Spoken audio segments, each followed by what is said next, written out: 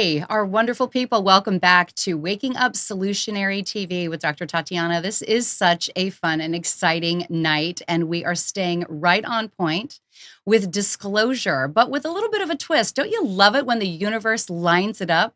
That you come back from two epic conferences and find yourself back in your hometown, and the first person that you meet is someone that was at the conference with you and happens to be right in the heart and the soul of the visionary and the artistic rendering that is becoming the art of disclosure. I have a really great guest tonight. I'm excited to have him here. His name is Stephen Cefalo. Help me welcome him now. Stephen, hey, thanks for being here. So great to be here. Thank you. Okay, so we've got to share how fun it was that this all came together. You come back from this epic conference, I come back from the conference, and you're looking for community. You just moved down from New York a while back. You've been an amazing traditional oil painting artist doing portraits, and being in the space of probably, I don't know how many months to years of studying disclosure, you find yourself at a conference like this, and already you are doing this amazing rendering for Corey Goode and Sphere Being Alliance. You've got to tell our audience about this. This is a thrill. Absolutely. Where do you want me to start? All right, so let's just migrate you from New York down to North Carolina, Okay. and when your journey into disclosure began. Sure. Okay. So I was working as an artist I was working as a studio assistant for a pop artist, many of you will know, called Jeff Koons in New York City. And you had to work long hours on these paintings. And I was naturally, as I was pulling all-nighters, I had to find a way to stay awake. And so I started listening to the most wild podcasts I could possibly find. And at first I was kind of listening for fun and even sometimes chuckling at some of it and not taking it too seriously. But so I listened to a few things, and then, as they say, I started going down the rabbit hole, and I started realizing some of these people. When I discovered the whistleblower testimonies, then I started realizing this is not a joke. This stuff is real, and I started. I eventually realized I have to get Gaia TV, and Of course, that's a rite of passage, that's isn't it, right. Steve? Yeah. And I started following David Wilcock, of course, and then by the time I discovered this Corey Goode story, I was just completely. I knew I had to get involved some way. Okay, so how did you find yourself then being in a position to be submitting your artwork as you were data downloading some of these amazing stories and developing imagery around what Corey has experienced with, some of these off-world beings and some of the inner world beings? I mean, there were many artists that were trying to submit some of their visualizations of, these pretty much challenging to describe beings that are not something that we had a context for, particularly as we were talking about, raw tier air, blue sphere, blue beings were a completely new idea, bird-like beings, and really more humanoid than anything else. So how do you find yourself going from, I really think there's something to this. This is not a conspiracy theory. There's context here, to I can envision it in my mind. I can embody it in my own creative expression, and you found yourself self-submitting things. How did that happen? That's right. Well, I'm trained traditionally as a fine artist and as an illustrator. So but my training is very broad. All the way back in the late '90s and the early 2000s, I was a Rugrats artist for Nickelodeon. I've done everything, but I'm mostly trained in classical oil painting techniques. And I think that gave me a certain versatility and a certain believability that allowed me to breathe personality, to know when I sort of reach that point where the character's looking back at you. And I think that's the side that I presented to Corey and Roger that they responded to. Even though I didn't get Rotier quite right at first, they did feel his personality, his soul looking at the viewer, and that sort of impressed them. Well, and so let's talk about this. For those of you that have been following disclosure, and you have been following a lot of the artwork as it is kind of come out through Cosmic Disclosure and some of the conferences that David and Corey have had going. You know, a lot of you have seen it progress. You've maybe seen, you know, raw tier air change a little bit. You may have seen uh, Ari, right? That's right. Not Not Kari. We got to Kari. get that name right. For those of you that think you're downloading stuff, you're not. There were tricky messages and ways of reiterating who's actually getting their own personal experience. But they needed to morph and they needed to nuance, and it needed to also give us an opportunity, those of us that have been contactees in our own regard, the opportunity to not have the visual so completely scripted for us that we knew when we had actually had an experience, it could be corroborated externally at a later date. And so Stephen was good enough to bring in a comic. It is The Return of the Guardians, and he's got it here. I want him to hold it up for all of you to see because it's That's pretty right. phenomenal. And I want to tell you this. The title on this is changing. This is the first edition of this is the first run of our 24-page comic. That's Put right. that on the screen there. All right. And it is entitled Return of the Guardians. The title is going to change, but the second edition we've gone through, and this was only released for people who went to Contact in the Desert. So we made lots and lots of revisions. We're still making revisions as of today on the 24-page, and it will be called Sphere Being Alliance. Return of the Guardians will be the title of a later released graphic novel.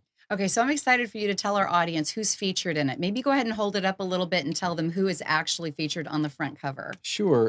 And this is actually, I would like to give you this copy of the first edition. Wow. Now that's a perk for me because I did not make it to Contact in the Desert. I have to choose my conferences carefully. So that's a super big honor. Thank you, Stephen. You're welcome. And so, okay, who do we have? We have Corey in the center there. Yep. And we have a Mayan. And Corey said he gave me very specific details about how to draw each character, but he said that the Mayan I got the closest. Awesome. I did. Feedback. By the way, I used a lot of Vashta Narada for reference, so I want to give her shout out to Vashta. Yes, absolutely. Yes, very talented artist as well. And the one that people will be most kind of confused by is my representation of raw tier air throughout this series. We'll tell them about that, Stephen, because there's a story there. Sure. So most people are familiar with the Android Jones. The raw tier air that you see everywhere is the Android Jones version of raw tier air. More bird-like, isn't it, Stephen? Yes. And the eyes are he has a beak. In the or somewhat of a beak in the Android Jones. So Corey was allowing Android Jones to be a little bit more intuitive about finding his way through raw tier air. But when I worked with Corey, we worked back and forth, and I was very it was very important to me to get tier air exactly like Corey saw him, and so we went back and forth and just fine-tuned the likeness until Corey said it was as close as anyone could get. That's actually a very high compliment, isn't it? That's a more full view on the back there. That's a good up close. You want to know who the rest of the characters? Sure. Yeah, absolutely. I'll keep our people on point. Oh yeah. What's this guy's name? You guys are gonna yell at me. Who's this guy here? What's that guy's name? I'm blanking out. Oh, you know what? That's what happens when you're on camera. You can't remember everybody's name when you're on camera, but suffice to say, you've got Ari on there. It looks like it's also one of the Anshar that had been, I guess, expelled from the inner earth and had been coming and having some uninvited encounters with Corey. I can't remember her name up in the far corner as well. Mika. Yeah, Mika. Hey. Yeah, thank you. All right. I just Points have for you. Really bad name recall at times. And then we have a Nordic woman who does not, which actually she does appear in the comic. We have Sigmund. And Corey also said that. Is that Gonzalez? Is there a Shadow Gonzalez in there somewhere? That's Sigmund, and this is left is right and right is that's Gonzalez, who we never quite see his face, kind of like the neighbor in Home Improvement. Yeah, that's And right. uh, He's still incognito, though. I mean, that's kind of important, right? right. Love it. And then we have Golden Triangle Head, of course, and Yes, that's his name. because they don't have a more defining term for those beings. I Right. love it. All right, this is mine, and I cannot wait to take it home. Now, we were both at the conference, and one of the perks was that there was going to be a premiere of Beyond Majestic. Hmm. And I unfortunately had Above Majestic. above. Yes. See, we're going to get everything perfect tonight. We'll get All yelled of you at. disclosure junkies, send us the comments. And we've opened up the phone line. So 919-518-9773. Those of you that would like to do a shout out for Stephen for his amazing art, you want to talk about some of the peaks and perks that were part of Dimensions and Disclosure that went on last month in Loveland, Colorado. Feel free to call in 919-518-9773. But let's talk a little bit about the conference and what that was like to be involved in.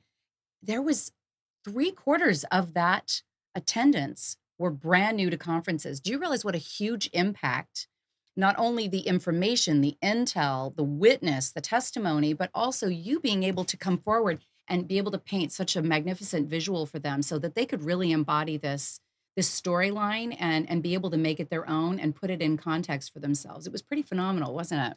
Yes. Which conference are you talking I'm about in talking, particular? so this was Contacted the Desert. I know you said that this was available. I am Yes. talking about Dimensions and Disclosure in Loveland. Yeah, it was two very different conferences, but yeah, someone asked who in the audience is this their first conference, and wow, it felt like, what was it, 80 or 90% of It was. people raised their hands. We've actually got a caller, and who is with us? Can you tell us who we're welcoming onto the show? All right, this is Dr. Tatiana and Stephen Cefalo. Who's joining us tonight?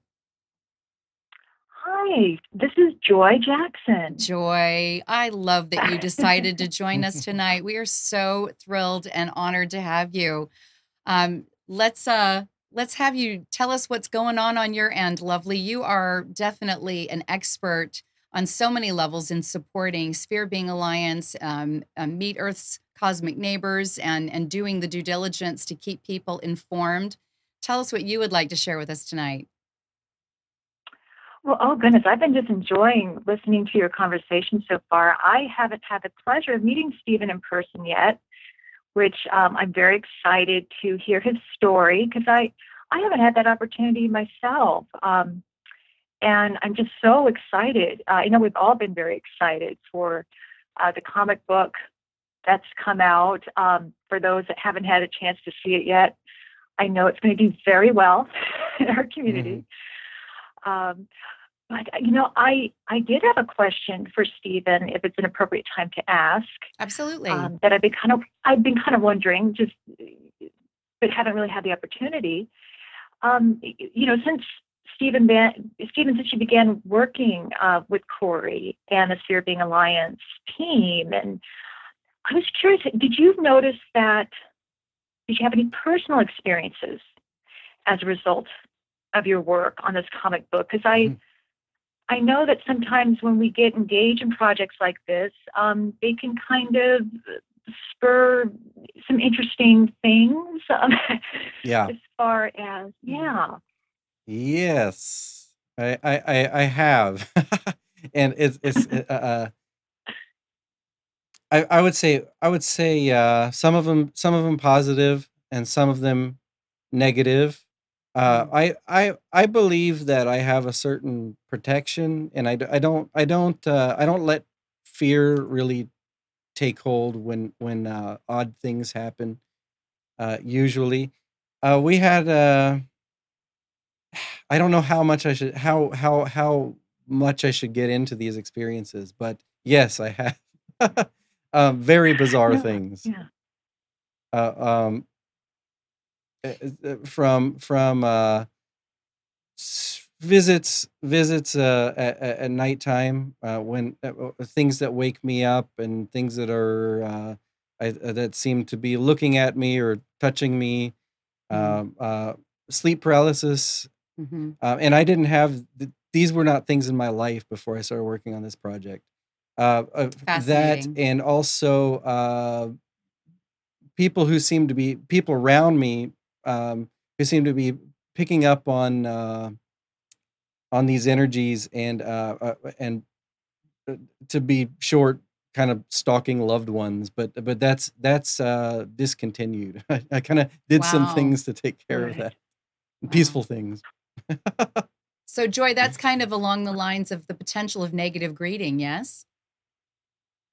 Oh, absolutely. Hmm. But with such a powerful creation that Stephen's bringing in, um, yeah, I would imagine that just kind of comes with the territory. But at the same time, it sounds like the guardians are surrounding you. So, Hmm. Hmm. I appreciate you sharing that with us, because I realize there may be only to a certain extent that it's appropriate to share with us. But Hmm. yeah, I was just kind of wondering that, because I know since I began on my journey with just the disclosure community in general, that's of course catalyzed some things. So I appreciate you sharing your experience as a result of that. That's a great question. I'm such a fan of your Star Trek analysis series. Oh, oh, thank you.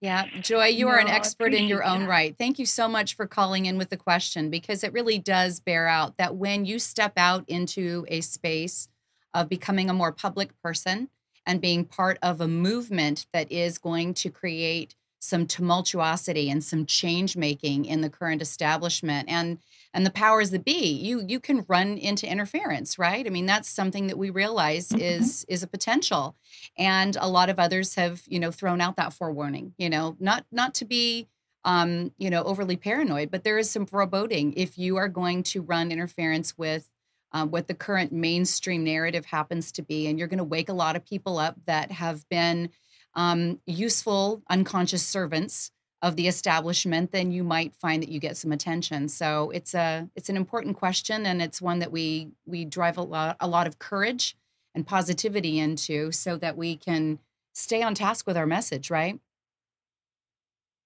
Absolutely. Yeah. Thank you so much for Absolutely. calling in with that. And I want to just say real quick, why is it so important, Stephen, that we have the art and the entertainment piece with disclosure? What are your thoughts on that? Because Yeah. some of the message isn't pretty. Some of the message is that the world and even the cosmos is less safe than what we might have wanted it to be. Then Hmm. again, it's also beautiful and benevolent and evolutionary. But what is your take on why it's so important that we be able to put this into a context where it is visually beautiful and it's enticing, and it also marries into entertainment? Right. I think there are some people who are concerned that comic books. I think the word comic makes people uneasy because it gives the impression that I'm making something too fun out of it or something. And there is some levity that comes with entertainment, and I think that it makes it palatable. It makes it something that people can connect with emotionally.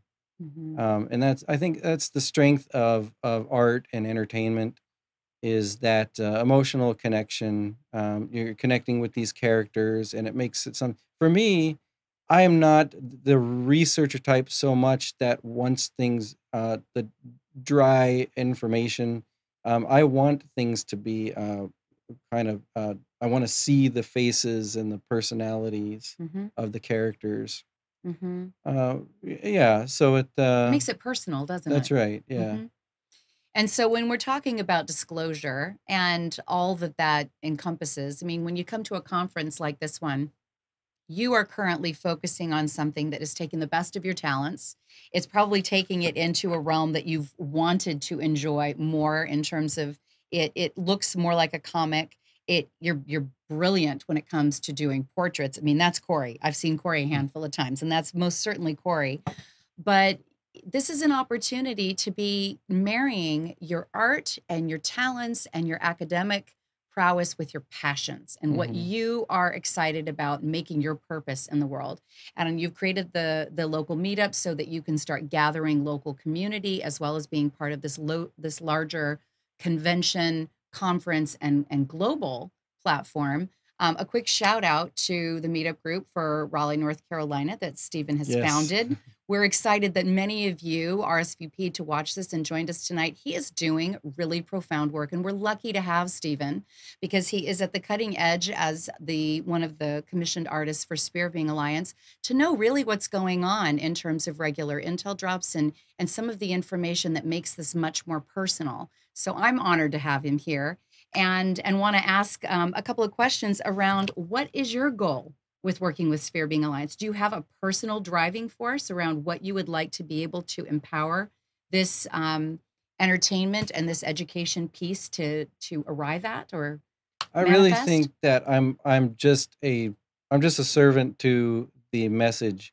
and I feel like it is my greatest desire in these in all of these projects to get Corey's vision down on paper. I don't want to turn it into my project and my characters. Mhm. This is of course I'm bringing my own flair. Like I'm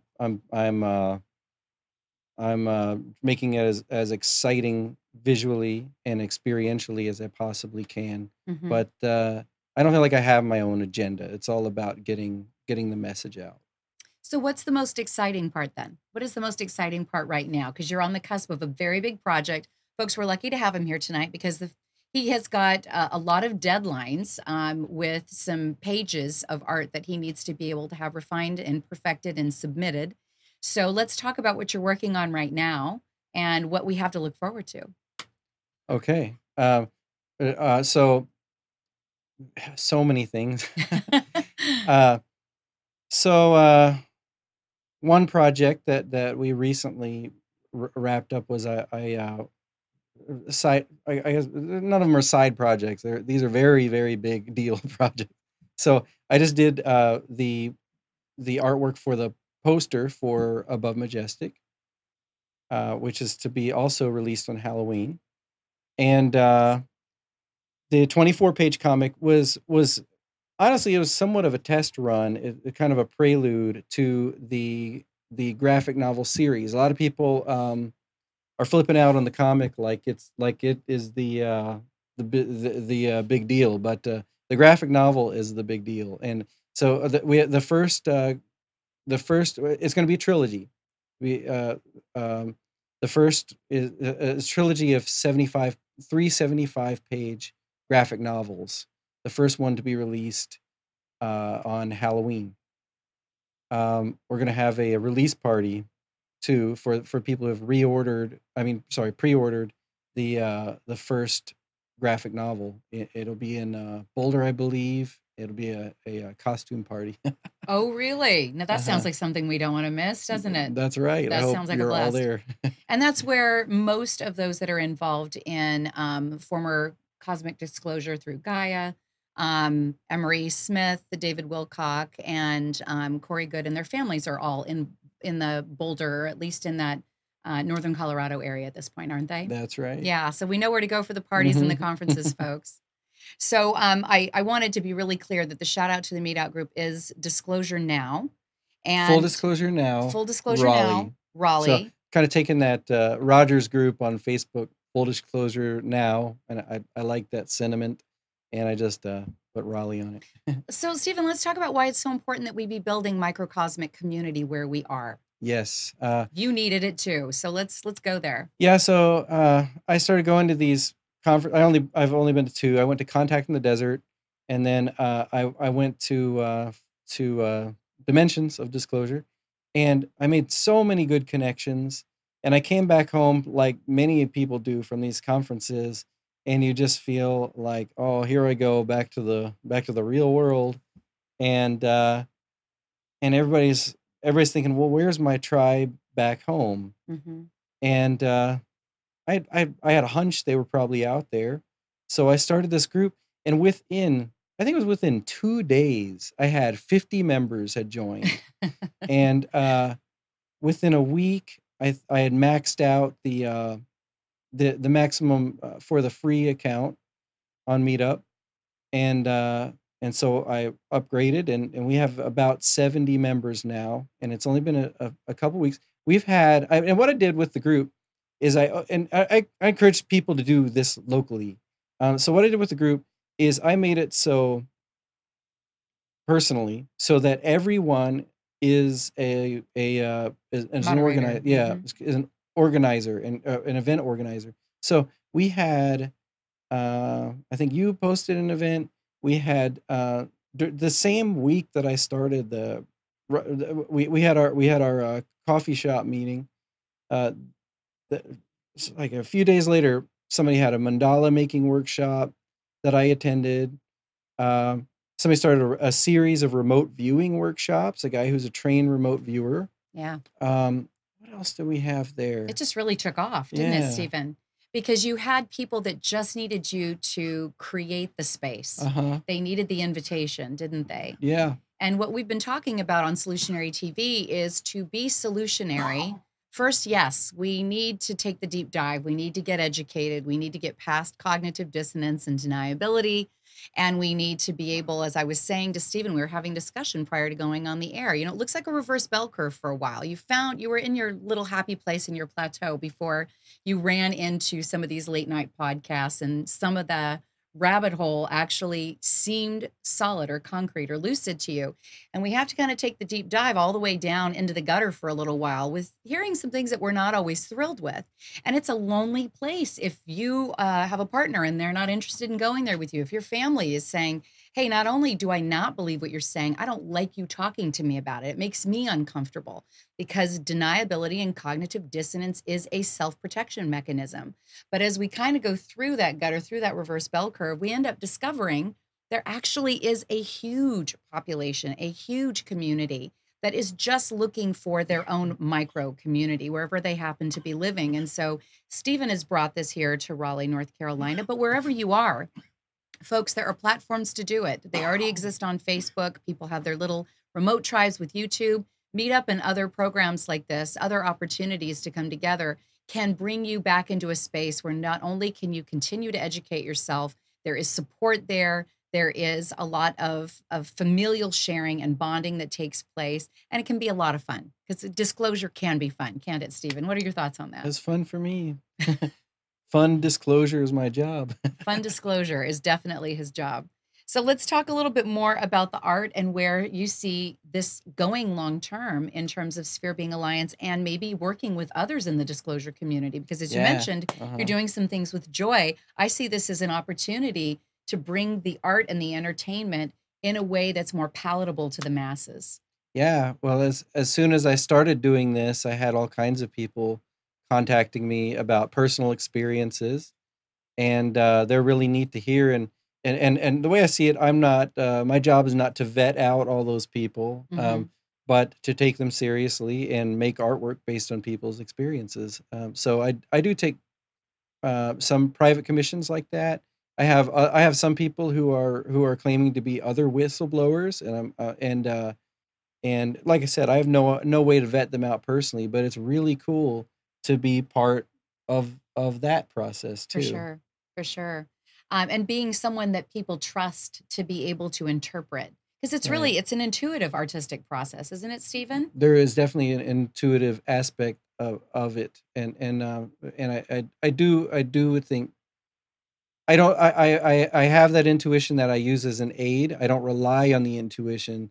It's very important to me that each person is 100% satisfied with with what I put down on paper or pixel as their experience, Gotcha. as, Yeah. as close to as possible. Well, I think that you're doing a phenomenal job with it. That's obviously true. And I would love to take the conversation, as you have demonstrated, disclosure matters to you. hmm Obviously, disclosure needs to lead to a change, a permanent change that is sustainable, that is regenerative, that is more freeing for society. How would you like to see your art make a difference in a long-term way towards that disclosure? Do you have your own personal vision that you're kind of vetting for yourself at this point? I very much do, and I think the free energy aspect of this is a big one. Um, um, the idea that there is a secret space program. They've been using these technologies to get to other places on other other stars, other planets, Mm-hmm. and that we have access to anti-gravity technologies Mm-hmm. and free energy that could solve so many problems here on Earth for the Mm-hmm. rest of us. And I think once when we make these questions, when we make these stories fun, people start asking questions about them, and then when they want to know the nuts and bolts about it. Mm-hmm. How does this how did this craft work and that one, and how did these beings get from point A to point B? And I feel that there's got to be a point where enough people demand that technology, and Mm-hmm. that we stop burning fossil fuels. Exactly. And what better way to show them that that is an option than by bringing it right into a full visual, a schematic, the architectural rendering, showing them not only what it looks like from a visual place, but helping them to anchor. These are some things that are not so far off from what they've seen in sci-fi or that they've read in popular scientific magazines, that they have not even heard that Tesla even tampered with. I mean, we Right. know that there's been so much suppressed technology. There have been many, many patents that have been kind of gobbled up by private corporations and enterprise, and even some of the lesser known aspects of our governments that, take it and run with it, or they'll sabotage whatever the personal entrepreneur, innovator, inventor happens to be if they are not compliant. So Hmm. to get the masses excited about it, we need it to be the puppy dog sale. We need to paint the picture and put it in front of them and go, this is real. This is tangible. Can Right. can you envision it too? Yeah. What if we could interview other beings and ask them about healing technologies and Right. cures for diseases and all our other problems? That's the hopefulness of Solutionary TV. And I'm going to put the number out there again, 919-518-9773. Any of you that have questions for Stephen, questions about what it is to go to these conferences and be with these contactees, with some of these now almost infamous contactees, because there have been platforms like Gaia TV and Cosmic Disclosure and these conferences and YouTube that have put these individuals in front of you to the point that they become someone you feel familiar with, someone that you feel that you know. And then you go from that place of it being kind of a query of, this sounds like there might be some continuity to it. I'm starting to trust this individual. And the next step is, can I start to build a narrative around this that can impact my life and change the way that I see my life going forward? And then we have hope. As soon as we have vision and we have hope, we can start moving into some of the solutions. So that's where we are with this, really, Stephen, is putting enough entertainment, enough creative, quality art out there, telling a story with these comics and some of these upcoming films and these ongoing written works, so that others can take that imagination and redream a new future with us, and not one that has been as exploitive, dead end, and manipulative as the ones that we've been in. So, where would you like to take our audience in terms of your personal journey with disclosure? How do you keep your own personal journey and your experience with disclosure going while you're also commissioned doing the kind of work that you're doing? Yeah. Tell us about your deep dives. Where do you spend that creative time? Yeah. So while I'm luckily I have to listen to things while I work. It's kind of an integral part of my process. I kind of have severe ADD, and I the way I keep myself in my seat is by listening to spoken material. So it really allows me to dive deep in this material as I'm working on a page about Corey's experience and ET things and secret space program. I'm also listening to a program about QAnon or whatever thing out there, and I'm very closely following many content creators on YouTube and other platforms. So that is a full-time job in Hmm. addition to a full-time job. And Right. that's kind of what we take upon ourselves, isn't it? Now, I know we've got Uh-huh. another caller in the queue. All right, welcome to Solutionary TV. This is Dr. Tatiana and Stephen Cefalo. Tell us your name. Oh, hi. My name is Marco. Hey, Marco. Thanks for joining us tonight. You're part of the Raleigh group, right? Yes, I am. Ah, welcome, Marco. It's good to Yeah. have a fan of the group, and I'm looking forward to meeting you personally.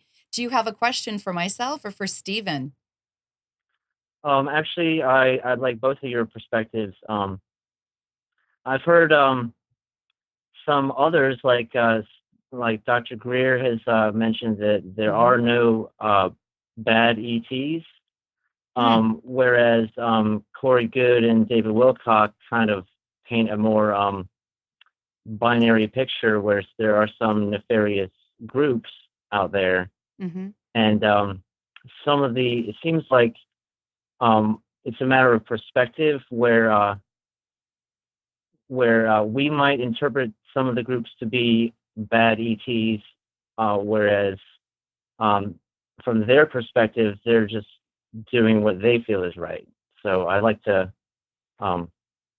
see how you guys feel about that, or how you guys interpret that. You know, Marco, let me touch on that real quick, and then I really do want to hear what Stephen has to say. I'm a lifelong experiencer with what we would consider to be the 95% invisible universe. You know, quantum physics has really stepped up in its understanding of what the measurable universe is. And out of 100% of that measurable universe, only 4.7% is what we consider to be real matter and what humans can perceive through their visual acuity, through, you know, our eyes, our cones and rods. And within that space, we have all of this interdimensionality, and we have these bandwidths within those dimensions or densities. And so to make a statement that there are no bad extraterrestrials is to make the statement that on this gradient of intention that all human life has, and then our space brothers and sisters, beings that are incarnate, discarnate, that are in this dimension and out of this dimension, it would be naive, in my opinion and in my experience, to assume that their intentions aren't something you would consider quote unquote bad. Bad's not a very descriptive term, but we have free will. This is a free will universe. And there are human beings that would misuse my time and my energy, my money, my body, if I allowed them. And it is my experience and also my belief that there are beings that are in other physical form or in non-physical form that would equally use or misuse my energy, my body, my intentions based on free will. So I've listened to a lot of things that Dr. Greer has said. I think he is brilliant. I think he's courageous and he's done phenomenal work. But I would challenge that and bring it back to the place of, as I perceive someone and their free will being infringed on me, I do not feel coherent or in alignment with what they're wanting, and I may use the term bad. Your attitude on that, you know, is subjective, but I wouldn't align with that view. How about you, Stephen? Right. Well, I guess the part of Stephen Greer's view that I think I can resonate with is the idea that I have trouble saying there's this bad race, like this race of aliens or ETs, Like the is Dracos are is often yeah characterized. yeah. So Yeah. I guess I have a problem with believing personally that there could be a whole race of beings that's just negative. Mhm. They might have characteristics or tendencies that we don't understand, or vibrations that we don't understand. So I do have a problem with that. I don't think it's just got to be a lot more nuance than that, because I'm a living being, and I've been living around living beings all my life, and they're very nuanced. Sometimes I think people are great. Sometimes I think people are awful. It just got to be like that with everybody. And by the same token, I would say that all aliens are, and I know that's a bad word, alien. All ETs are demons. It's just absurd, Mhm. because really, if you have a view of anything, I mean, nobody can even begin to comprehend. But if you even start to try how big the universe is, are we really that lucky? Are we the only nice guys in the universe? I seriously doubt it.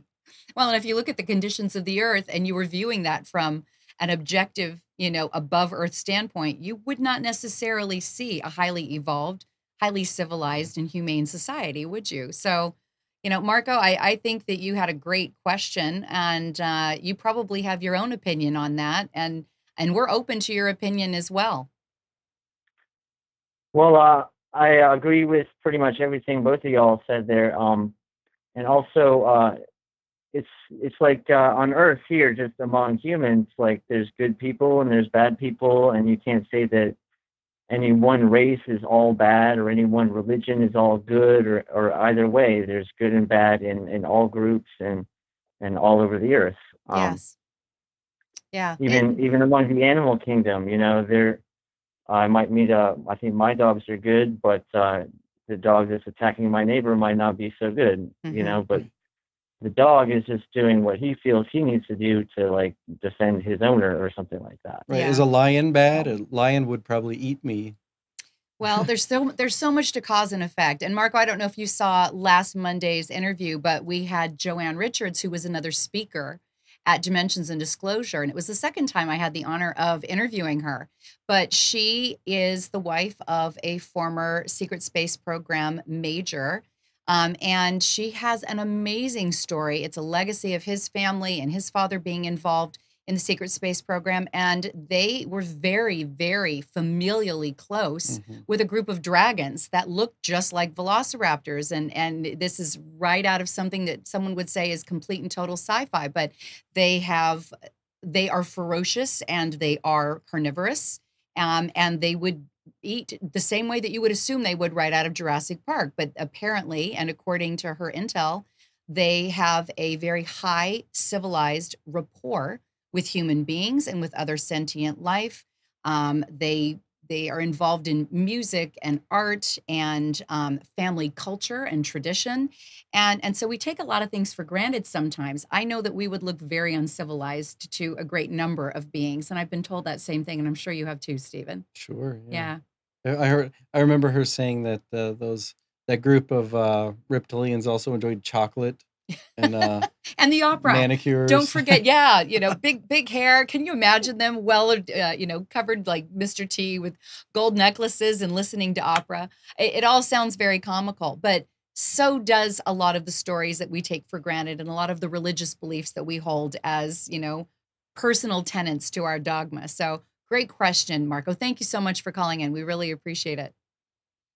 All right, thanks. I look forward to seeing y'all at some of the meetups. Absolutely. Right, me too. Absolutely. So let's talk about that, because having Marco call reminds me what we're all looking for.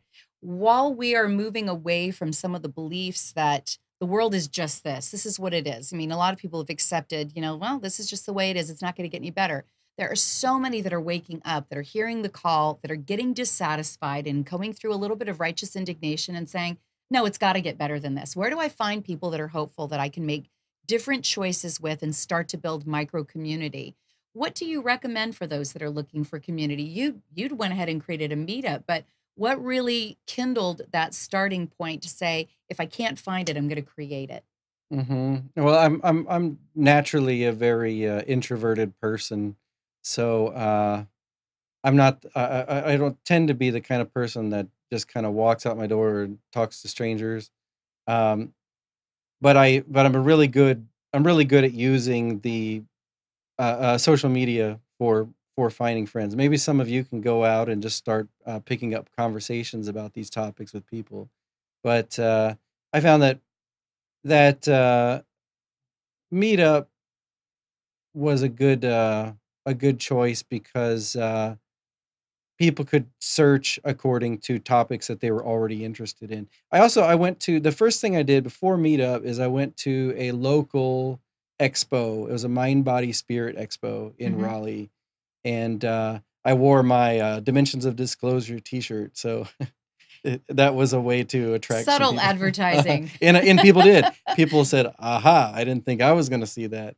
And I said, "Okay, I'm going to start a meetup group, and you're the first person I'm going to invite." See, you really invoked your tribe, didn't you? Yeah. So let's talk about what can be created when we actually start building these communities.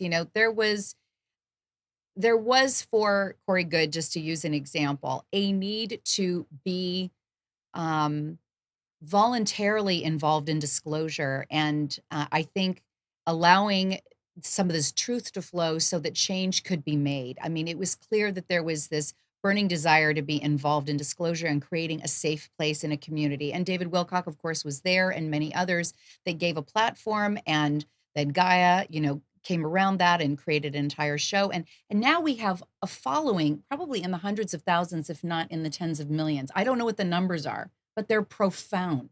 And They're it's happened profound. so fast. It did. I mean, most of us only started hearing about this stuff in about around 2016. That's right. Most people. I think I heard Corey's first interview, Mhm. which was a completely different interview than what he does now, because so much Yeah. has developed in his ability to feel comfortable publicly speaking, right? Yeah. But you watched that evolution, you perceived it. Did you ever see yourself being involved in this enormous community in the tens of millions, and part of this following, and even being an advocate and a visionary supporter of it at this level? Yeah, I think that I put a great deal of energy into that idea of being involved. Okay. Law of on this attraction, good level, yeah. stuff. Was I certain I was going to work? No, but I'm delighted that it did. Yeah. And really, I mean, I think that everybody can get involved. There's so many people who just who had something to offer and came to Corey and Roger. I think there's so many people now. Maybe it's harder to get through those everyone. But if you got something, if you've got a talent, please get out there and share it with us. Absolutely. It may seem like there is a rise in awareness, and there is. And it may seem like there is a lot of individuals getting behind a camera. And, maybe it's even their cell phone, and they're sitting it up against a computer, and they're doing a YouTube channel. But there is a need for that. There is a ravenous appetite right now for those that are putting out good intel. And just as, Stephen just shared, just because he's involved in this community with Sphere Being Alliance doesn't mean that he's not following other people's YouTube and their Facebook platforms or any of the other alternative media sharing that's taking place. A lot of you are following QAnon. A lot of you are paying attention to some of the data drops that are going on in the intel around the 51,500 indictments and want to know what's taking place. Maybe you're paying attention to Michael Bradbury and MRM BB333 and all of the geoengineering potential that's taking place with these crazy geological and cosmic events that are taking place all over the world. We need more platforms for microcosmic communities. So if you have a voice, if you have a talent, if you're okay getting behind a camera, as you can see, Stephen and I probably didn't start off thinking that this was going to be something we would end up doing, but if it empowers the masses, it's a gift to be part of this purpose. Wouldn't you say, Stephen? Yes. And please start conferences out here on the East Coast, in the Midwest. All the conferences can't be out in California. All right, and, tell them what idea we Colorado. have. Yes. Well, that's a giveaway, I guess. But yeah, Tatiana and I are actually brainstorming about starting our own conference out here in this part of the country. Exactly. Exactly. So the West Coast has a tendency to lead, and it's always going to be on the edge of alternative thinking and alternative living. And I am a West Coast girl. I'm from Los Angeles, and so this is very common to me. And Los Angeles by way of Colorado, which is where so many of these disclosure agents that I am supporting of, and of course that Stephen is affiliated with. But the East Coast is hungry for change. And if you're here on the East Coast and you would like to see more of this, we're in the Southeast. And the South, I think, is even more hungry and in need of some change agents. So we are looking to bring a disclosure conference here. We'd like to bring some of the big, but more known headliners, but also so many that are contributing amazing content. Some of you are familiar with Bridget Nielsen. She's been on the show. Having Joanne Richards come on out and be part of it. Adam Riva with Dauntless Dialogue did some phenomenal work recently on our show and is up in New York. And between some of the discussions that we've had between Stephen and I, we'd love your feedback. If it would make a difference for you, it makes a difference for us. Having just come from Mount Shasta and being with From Venus with Love, and I'm talking like those that have been part of this disclosure and the secret science and technology that are some of the early forerunners were there. It was amazing touching base with those that have known about what's been going on with our Navy and our secret space programs for so long, and those that have brought amazing technologies forward that just ended up being quashed or patented and tucked away. Mhm. And then, coming from the Dimensions of Disclosure conference, when you really get to have a community at that level, you start to build a whole new sense of, I think, yourself and where you want to drive your passions. Wouldn't you say, Stephen? Yes. It's pretty personal. It's Uh-huh. invoking, isn't it? Uh-huh. Yeah. So I would welcome that. And I hope that you would be also welcoming the feedback about who would you like to see at these conferences? Who would make a difference for you? And what would make that feel like something that was worth devoting an entire weekend to coming and listening to speakers? Mhm. Yeah.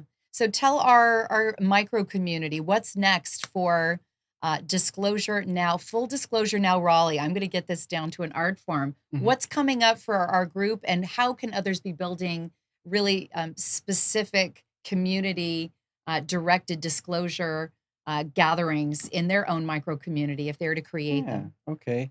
And I'm just going to give you my personal opinion about it, but I know that there are people who start meetup groups, and this is fine. They might be practitioners or something, and they use it as a way to build a clientele.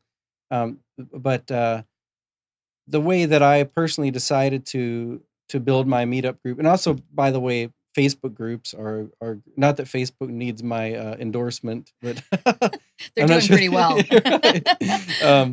But the way that the way that I run my groups is more as of a round table where people can bring everyone can bring something to it. I don't want to be the leader. I'm not the boss. I'm just starting this thing and getting people talking. We all met at a coffee shop, and we just had such a good time. We were all fast friends, and what do we have coming up? We have crazy ideas, and we'll just try. I think we're going to do a synchronicity walk, where you go out in the city and you kind of let synchronicity lead you from here to there, Hmm. and really, I think we don't have to necessarily wait to go to the conferences to make all our really cool disclosure friends, red pilled friends. Yeah. We can find them here. They're all around apparently, and they're all hungry for the same thing that we are. I think that that's true, Stephen. I think that those that are really cued in at this point are hungry to just sometimes get into the most organic and natural conversations and just Mhm. know that it's a safe community to be able to broach that topic. Right. And some of the topics are hairy, some of them are challenging, and some of them make you sound like an outright kook because they haven't been fully grasped by the mainstream yet. But that doesn't make them irrelevant. That's right. Yeah, I want to add to that too. I don't think that everybody necessarily needs to be what we think as being red pill. Some wonderful people I know that really don't want to hear about ETs and secret space programs and QAnon are doing the inner work, which is probably even more important. Mhm. Those personal disclosures.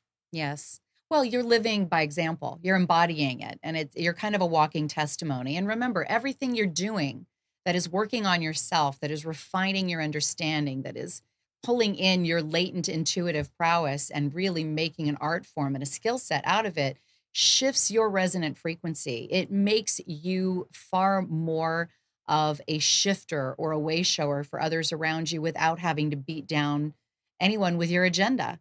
And Mhm. and when you need community, create it. If you don't see it, if you haven't found it, if you're not in a position to head out to the conferences, create it where you are. I promise you that if we can find it here in Raleigh, North Carolina, and he could have 50 members in 2 hours, was it? It was 2 days. 2 days. All right. I did a stretch, but 2 days is a pretty good turnaround. I want to just give one last chance for a caller. We're down to just 5 minutes on the hour, 919-518-9773. We are enjoying your questions tonight, and we definitely want to be engaged in this micro and ever more becoming a macro community. We had over 2,100 people that were in the queue waiting for this show to open up. And that tells us that there are many people that are looking for a safe space to get this kind of information and feel at home with it. Mhm. So, Stephen, what are your final thoughts on how do we handle some of the tougher topics? A lot of this is fun. Yeah, And a right. lot of this is light, and it keeps it playful, and it even welcomes sort of a childhood awe around space and a Star Trek, Star Wars kind of vision that many of us felt comfortable with. But some Right. of the tougher topics on disclosure, I know we only have a few minutes on the hour, but how would you welcome and beckon our listeners to consider taking some steps in that direction? Yeah. Well, I think it's important to step carefully. There's a lot of probably inadvertent misinformation Hmm. out there, and there's a lot of upsetting information that's pretty compelling. Um, but I think it's important to remember that inner work and that inner disclosure. Not to close yourself, as one of my friends says, "Diss that closure." Wherever closure is, Hmm. diss it. Hmm. Diss that closure inside of you, and open yourself up. And I think as these upsetting topics start to surface, we have to remember the message of tier air and of the law of one, and forgive ourselves and Hmm. forgive others. And there's going to be a lot of information out there that is going to be difficult to forgive. Hmm. So I think we have to look at all this information through that lens. Gosh, that was so poignant and so needed to be heard, because we do know that as some of the uglier stories that are going to be demonstratable to have a tremendous amount of factual backing to them become more revealed, we have to move through the righteous indignation and the repugnancy and the hatred and recognize we don't want to become the vibration That's that we right. despise. That's right. And there's also, I think, where this can go wrong at times is, I think, personally, I think that sometimes there's a little bit too much of a tendency to go gung ho and say, look, this is how it is, and this person is this thing, and that person is that thing, and we don't really know. We might have a good hunch. We might have intuitions, but I think that sometimes intuitions can be mistaken for, or assumptions can be mistaken for intuitions, Hmm. and we ought to step carefully Hmm. and hold our fire for a bit, until we really are sure what we're talking about. Yeah. Yeah, and that's a whole other show and several hours worth of content, but definitely worthy to bring it to a full circle of we can have fun with disclosure and we can be very, very serious about wanting to change our world. And it's our right to do so. We have our own sovereignty. We have the right to be able to say, not here, not with me, not now, and not on this planet anymore. There has been enough of free will swinging on an opposite pendulum that has been benefiting very, very few for a very long time. And I think most of us are ready to see some changes. But to maintain a vibration of change and a resonant frequency of kindness and benevolence and progression, we need to not stay stuck in those places that disclosure could allow us to drop into for too long and literally become the vibration that we detest. And so I really appreciate that you made that point, Stephen. Do we have any final thoughts for our folks tonight on how to keep disclosure relevant, and where they can find more of your work going forward, and maybe some deadlines with which they can look forward to seeing some of this in living color and Hmm. able to bring it into their homes and see some of the films, etc. What's coming up? Yeah, well, there's of course Above Majestic that's coming up. There's the all three graphic novels. I'm not certain on the deadlines of the other two uh, in the series, but the first one's going to be released Halloween, same day as Above Majestic, and share the information. I think Above Majestic is going to be very shareable. I think they're um, I don't think I think it's not, what do you call it? Not public domain, but it's Hmm. it's it's shareable Right. for anyone. Have parties, viewing parties. That's Hmm. one thing we're going to do with our meetup group Hmm. too.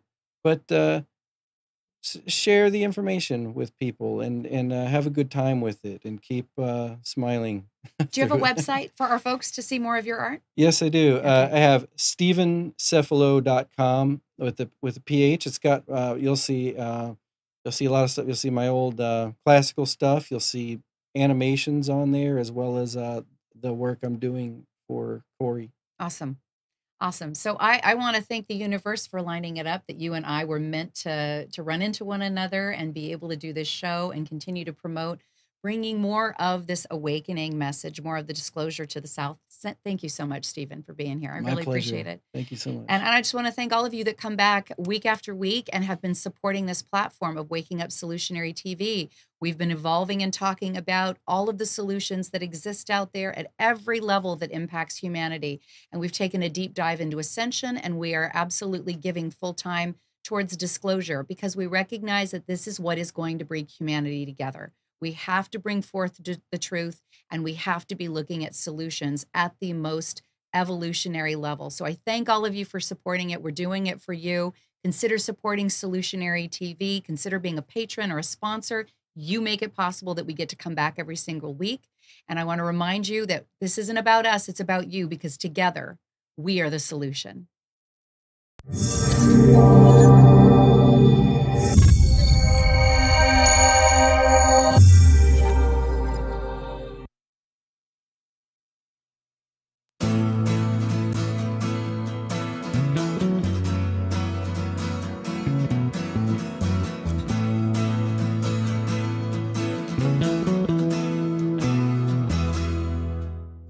You are tuned to the Nissan Communications Network. If you tuned in too late, you can always watch each program in its entirety or download an MP3 audio file of it in the archives section at nissancommunications.com. Don't forget to subscribe to our YouTube channel, follow us on Twitter, and like us on Facebook. Sponsored by Telestream's Wirecast software, StreamingGear.com, Carolina Apparel, and DeltaForce.net.